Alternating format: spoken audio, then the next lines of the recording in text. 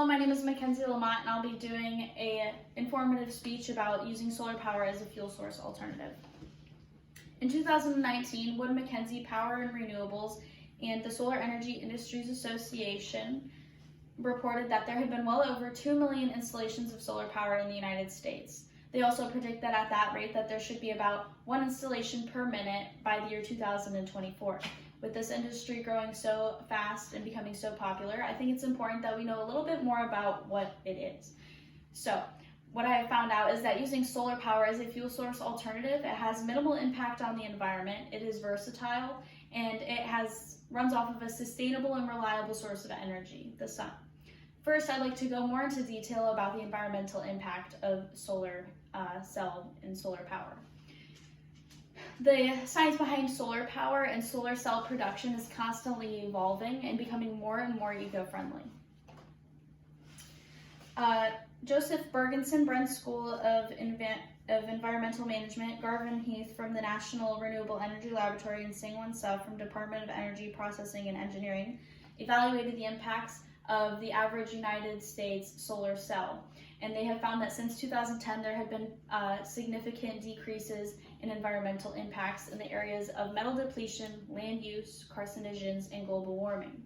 They have also stated that technological changes, particularly efficiency increases, would lead to 35 to 80% decreases in environmental impacts by the year 2030. With all of these upgrades in production, use, and recycling of solar cells, we have the possibility of reaching a environmentally friendly or a fuel source with no environmental impact at all. Speaking of upgrades, I'd like to talk about the versatility and production of solar cells themselves. Stanford researchers have innovated new peel and stick thin film solar technology, which is more versatile and cost effective. Zhang, assistant professor for mechanical engineering at Stanford, claims that with this upgrade, there's no loss in solar cell efficiency, and with this new technology, it's possible to put solar power on just about anything. Global marketing manager Peter Brenner from DuPont Microcircuit Materials also insists that screen printing is the most reliable method of printing solar cells in the industrial setting. There is also inkjet printing, which is another popular method, which is arguably better because it is cost effective and the solar cells are more efficient. Overall, there are many methods and technologies for printing and application of solar cells, making them more versatile and available to the consumers. Finally, I'd like to cover the sustainability aspect of using solar power as a fuel source alternative. The sun is the most reliable source of power we have on this planet, and the only thing holding us back or that we rely on using solar power as a fuel source alternative is our ability to harness that power.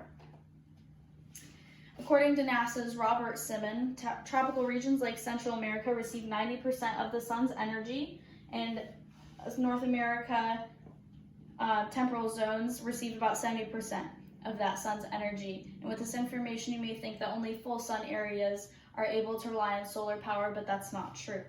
A panel of professors with the New York Institute of Technology have innovated a self-sufficient emission-free home that is equipped with a solar panel and a converter that separates hydrogen from water. So when you're in a low sun area, it is a good option to have this, because if you have not a lot of sun, the hydrogen converter will take over, and the hydrogen is stored almost like a battery as a backup for energy.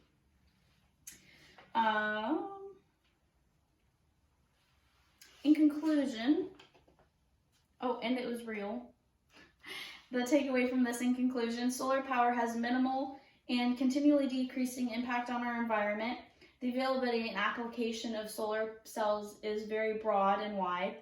And solar power as a fuel source alternative, we depend only on our most reliable source of energy, which is the sun. So with this information, I hope to have rounded you all about the information about solar power. And at the end of the day, we are able to decide better what's better for us when we know more about solar cells. Thank you. Shut up.